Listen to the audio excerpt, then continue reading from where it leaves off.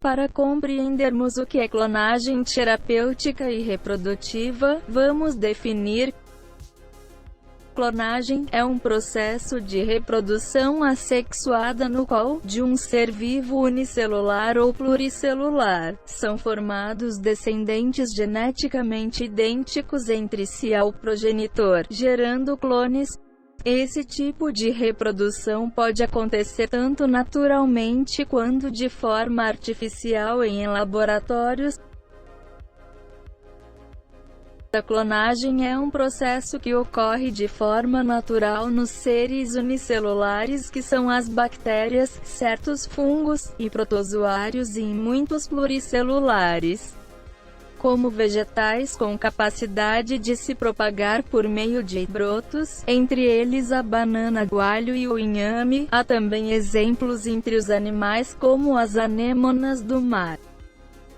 A clonagem terapêutica é a clonagem de células e de tecidos que tem como finalidade o tratamento de doenças ou outros fatores que afetam a saúde das pessoas. Uma das técnicas utilizadas envolve a retirada de células de embriões nos seus primeiros estágios de desenvolvimento, as chamadas células tronco-embrionárias, pois elas têm a capacidade de se transformar em vários tipos de célula e formar diferentes tecidos. Essas células podem ser cultivadas em laboratório e utilizadas no tratamento de doenças como o câncer, doença de Alzheimer, doença de Parkinson, diabetes, artrite e doenças cardíacas, além de auxiliar no tratamento de lesões na coluna, queimaduras, entre outras. A clonagem envolvendo células tronco-embrionárias tem provocado polêmica. Muitos consideram que a vida tem início a partir da fecundação, e a utilização de células de um embrião humano com a sua consequente destruição seria um ato criminoso. Outros acreditam que a vida só se inicia com a implantação do embrião no útero, outros, ainda, após a formação do sistema nervoso do embrião.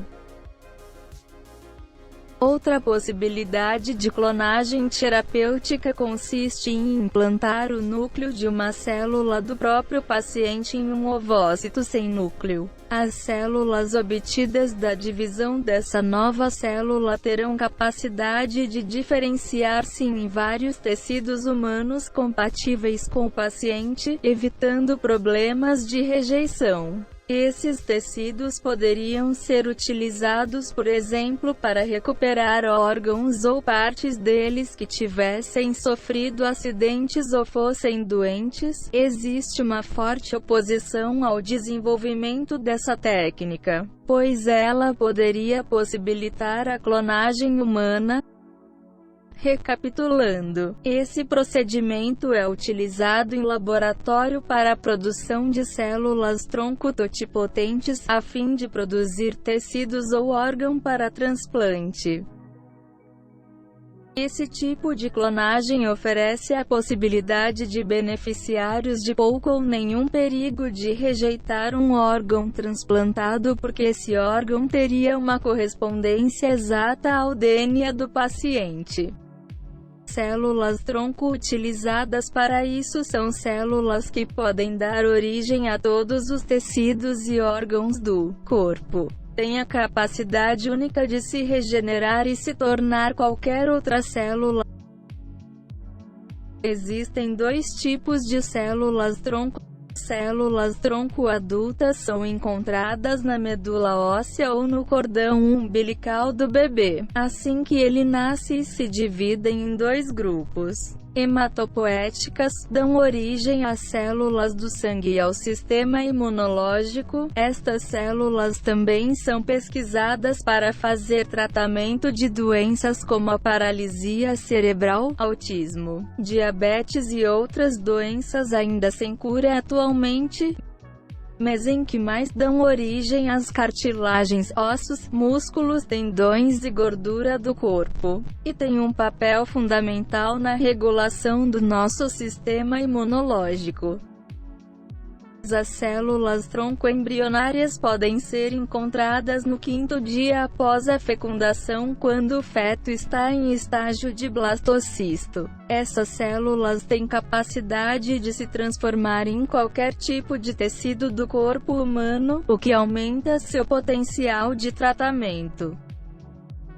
Segundo Claude Rael, aspectos morais, a ética não pode ser envolvida, não deve ser aplicada à ciência. Para o cristianismo, a ética é uma, para o movimento raeliano, é outra. A ética apenas prejudica, não há espaço para ela na ciência. A ciência deve ser livre. Um dos grandes princípios da bioética é a beneficência, que introduz a discussão do dever de priorizar fazer o bem e de evitar o mal, em suma, de refletir sobre os riscos e benefícios associados às ações que estão sendo planejadas ou realizadas. O respeito à pessoa introduz o sujeito na discussão, tendo como características básicas a privacidade, a veracidade e a autonomia. A clonagem terapêutica é atualmente moralmente legítima porque permite o desenvolvimento de terapias úteis a um grande número de pessoas, evitando seu sofrimento e melhorando em princípio sua qualidade de vida.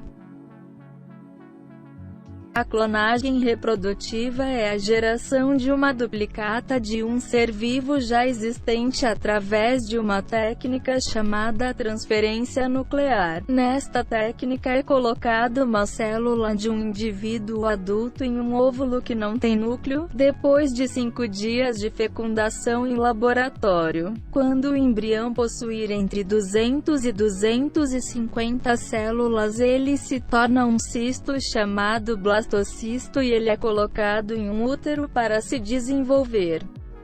É importante dizer que, apesar de ser uma clonagem, um indivíduo clonado tem suas características próprias, como a em irmãos gêmeos, que é causado pelo meio ambiente que é desenvolvido. Assim, ele pode não ter todas as características de sua matriz.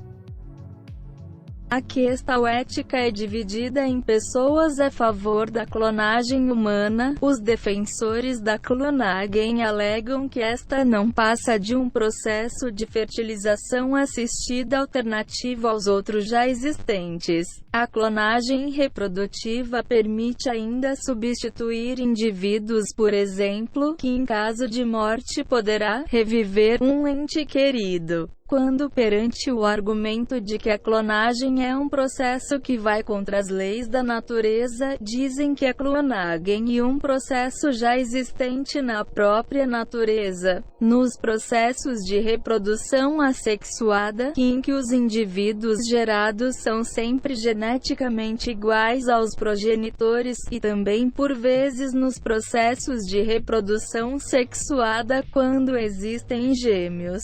Pessoas contra a clonagem humana argumentam que torna a reprodução num processo desnecessário, reduzindo seu significado, e trata o ser humano como se fosse um produto a ser comercializado. A mulher torna-se num instrumento com o simples propósito de carregar no seu ventre o embrião do clone, aliás. Existem estudos que pretendem tornar viável a criação de um útero artificial.